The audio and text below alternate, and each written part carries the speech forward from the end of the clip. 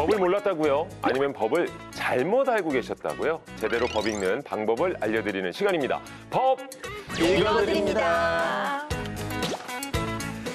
자, 우리 기리 씨가 있으니까 이 질문을 좀 드려봐야 될 것 같아요. 네네. 우리는 어때? 신혼 때 실은 부부 싸움도 많이 하게 되거든요. 맞아요. 확실히. 예. 아직까지 안 싸웠어요? 저는 싸움이 제대로 되지 않는 것 같아요. 예를 들면은 제가 좀 잽을 좀 날려봅니다. 좀 날리면은 가만히 있다가 이제 진 씨가 이제 큰 묵직하게. 거를 이제 올려고 준비를 하면 그때 제가 쫄아서 흰 수건을 던져버려요. 기권 선언을 많이 기권을. 네. 현명하다. 그다음에 이 얘기를 드리기가 조금 요즘 보니까 또 이혼 소송을 하는 사람들도 늘고는 있어요. 이거 뭐 어쩔 수 없죠. 그죠? 예. 아니, 이게 제가 우리들의 법을 하면서 법에 대해서 관심이 좀 생겼잖아요. 그래서 이제 뭐 인터넷에 신혼부부에게 뭐 필요한 법 정보 같은 것들을 이제 검색하다 보니까는 아니 이 법 내용들이 죄다 이혼 주의점, 뭐 재산 분할 방법, 뭐 이런 이혼 관련 정보들이 잔뜩 나오더라고요. 맞아요. 예. 실제로 이혼율이 좀 증가를 했는지 궁금합니다. 최신 자료가 좀 있어요? 이혼 관련해서. 2002년에 이제 통계청이 이제 내놓은 자료를 보니까 우리나라 연간 이혼 건수가 약 10만 건. 매달 8천 건 이상 이제 부부가 이혼을 하게 되는데 점점 증가하는 추세에 있고요. 그 예전과 달리 그 양상이 너무나 다양해서 뭐 신혼 이혼, 중년 이혼, 황혼 이혼 모두 증가를 하고 있다는 좀 안타까운 소식입니다. 임주혜 변호사. 네. 확실히 실제 이혼 관련 상담이 늘었어요. 그렇죠. 이혼 관련해서 문의 주시는 분들이 정말 많습니다. 특히 정말 연령 불문하고 많아졌는데 너무 신혼부부 있으니까 이렇게 등져서 얘기해야겠어요. 신혼이혼이 굉장히 요즘 저를 많아요. 여기 신혼은 더 지나가셨으니까. 신혼이혼이라는 게 그러니까 결혼한 지 3년 이내에 그러니까 아직 얼마 되지 않았을 때 바로 좀 헤어지기를 결정하는 그런 경우를 말하고요. 어떤 경우에는 예식만 올리고서 아직 혼인신고하기 전에 신혼여행 갔다가 이제 안 되겠다. 하시는 분들도 많거든요. 그럼 아직 혼인신고는 되어 있지 않아도 어쨌든 법적으로 나눌 부분들이 많아서 그러면 예식장 비용 어떻게 할 것이냐. 이미 예단 주고받고 뭐 혼수 선물한 것들이 있는데 결혼 반지 그럼 어떻게 나눌 것이냐. 이런 걸로 분쟁 참 많아서 좀 안타깝습니다. 혼인신고 요새 그래서 늦게 하는 경우가 상당히 많더라고요. 아니 조언을 아예 그렇게 해주시는 분도 계시더라고요. 네. 좀- 혼인신고 좀 늦게 해라. 어쩔지 모르니까. 그래서 어떻게 했어요? 저 안 그래도 물어보고 싶었거든요. 저 아직 안 했거든요. 그래요. 천천히 해요. 아니 그게 자, 아니 오늘 법 읽어드립니다 사연이 이 이혼과 관련된 분쟁이라고 합니다. 이혼은 또 준비하는 과정도 그렇고 이혼 후에도 법적인 도움이 필요한 경우가 많은데 자, 어떤 일이 있었는지 사연으로 확인해 보시죠. 딸 어떻게 지냈어? 아유 내가 진짜 직접 만나러 와야 겨우 우리 얼굴을 보네. 아이랑 단둘이 살다 보니까 일하는 것도 힘들고 걱정이 많아요. 근데 요즘 나라에서 지원해 주는 거 많잖아. 그렇지 않아도 미혼모 지원을 받을 수 있나 알아봤는데 내가 이혼을 해서 미혼모 지원은 안 된다고 하잖아. 속상해 정말. 아니 그런 게 어딨어? 거기가 어디야? 엄마가 가서 따져줄게. 일어나 가자. 엄마 법 지식 좀 알지? 나 엄마만 믿어. 걱정 마. 내가 안 된다는 말 입도 뻥끗 못하게 만들어줄게. 네네. 저번에도 문의를 주셨던 걸로 기억이 나는데 그때 안 된다고 제가 분명히 말씀을 드렸는데. 아니요. 이혼했다고 미혼모 지원 못 받는 게 이게 말이 돼요? 그러니까 말이야. 그런 법이 어딨어요. 도움이 필요한 사람 도와주는 게 법이지. 내가 살아있는 법전이야. 어떤 법? 몇 조? 몇 항인지 말해봐요. 그러니까 저는 정말 해드리고 싶어도 법이 그래요. 그러니까 어떤 법이냐고요. 말해달라니까. 우리 엄마 머리가 AI급이라고요. 다 알아. 다 아는데 왜 이거는 모르실까? 대법원 판례에 있습니다. 1984년에 나온 대법원 판례. 엄마 AI 좀 작동해봐. 1984년이면 나 태어나기도 전이야. 어떻게 할 수가 없네. 대법원 판례가 있어서 안 됩니다. 이 판례가 바뀌기 전에는 저희도 어떻게 못 해드립니다. 대법원 판례 내가 바꿔버려야지. 이거 정말 띠띠띠띠띠리리리리 여보세요? 나야. 아니 15년 동안 뭐 연락도 없다가 갑자기 무슨 일이야? 나 혼인 무효 소송 들어갈 거니까 준비해. 아니 이제 와서 무슨 말이야? 이거 애초부터 잘못된 결혼이었어. 내 기록에서 널 지워버릴 거야. 엄마 법원으로 가자. 어우, 야, 민기 형님 왜 이 연기를 이렇게 잘하시죠? 좀 깜짝 놀랐어요. 그지? 전 남친, 구 남편 역할. 아니 갑자기 꽁트에서 전극으로 넘어갔어요. 지금.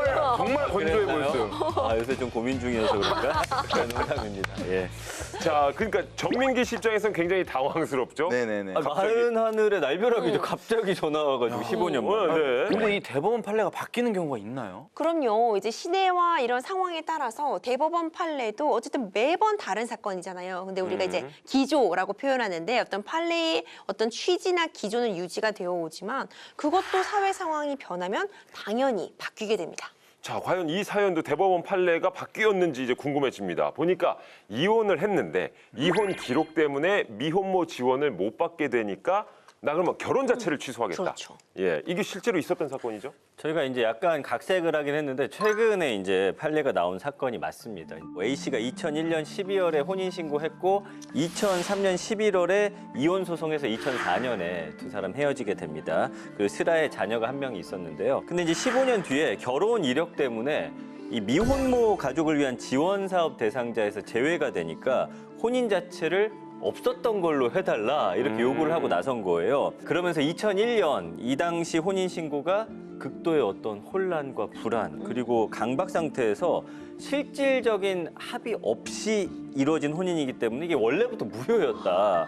이걸 확인해달라. 그래서 혼인 무효 확인과 혼인 취소 청구를 하게 된 겁니다. 아, 그럼 그 1심과 2심 소송에서 패소를 해서 대법원까지 가게 된 건가요?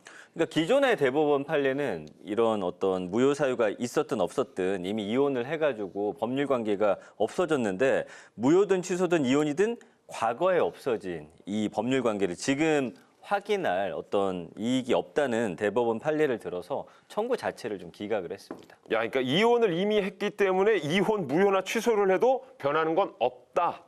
그래서 기각한다. 이 말인가요? 그렇습니다. 이제 혼인을 했는데 이거를 없애는, 그러니까 소위 말하는 물르는 방법은 세 가지가 있습니다. 그러니까 혼인을 취소하려면 이전부터 없었던 것처럼 만들고 싶을 때 있잖아요. 그럴 때는 혼인의 취소나 무효를 구해야 되는 것이고요.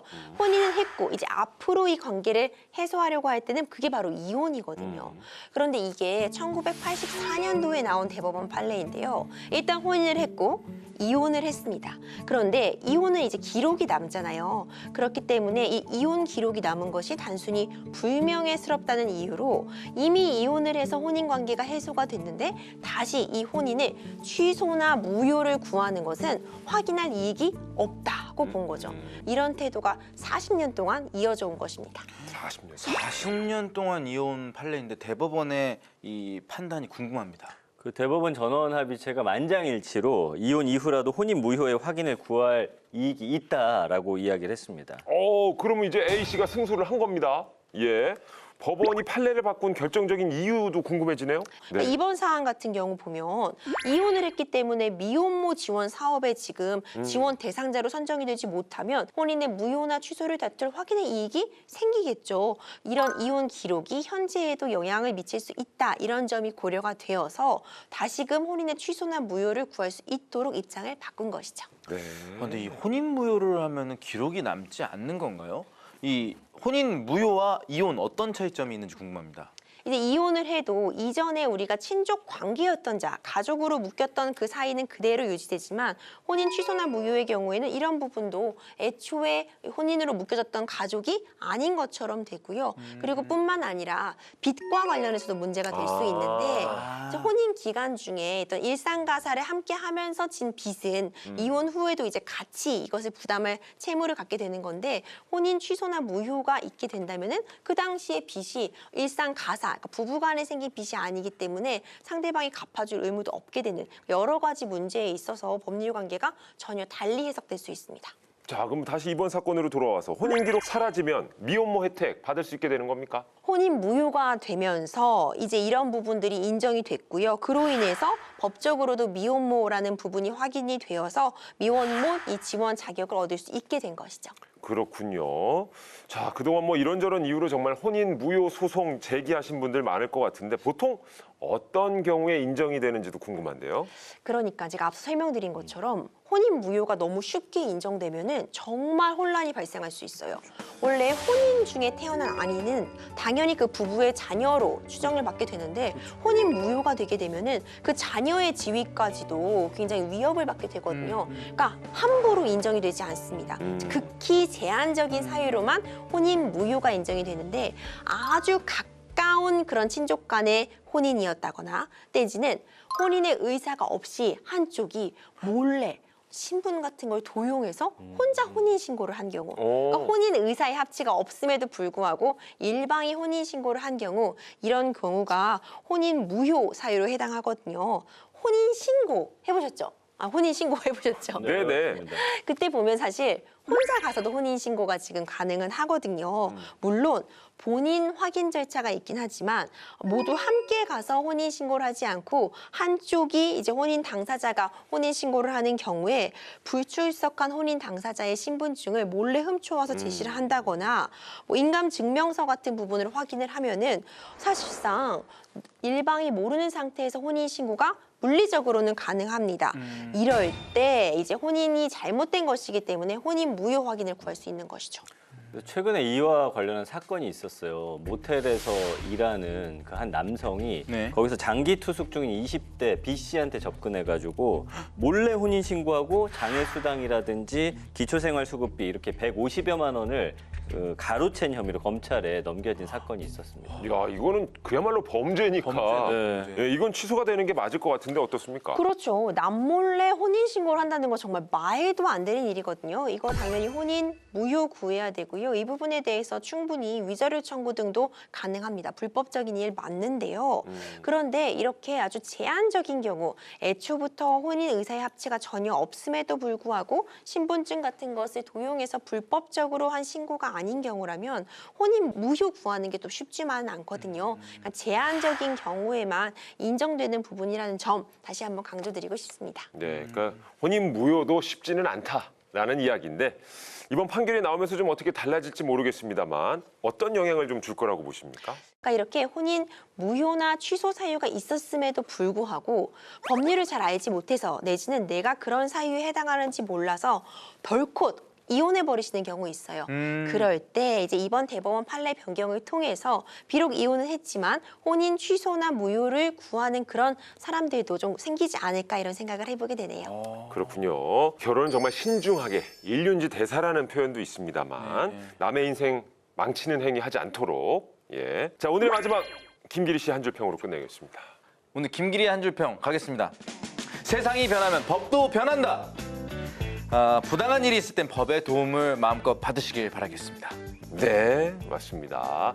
이 대법원까지 가지 않았더라면 40년 전 판례가 그렇다고 해서 그대로 지금까지 이어지고 그로 인해서 또 고통받는 분들도 있었을 텐데 결국 법도 사람이 만드는 것, 이 변화하는 흐름에 맞춰서 바뀌고 있습니다.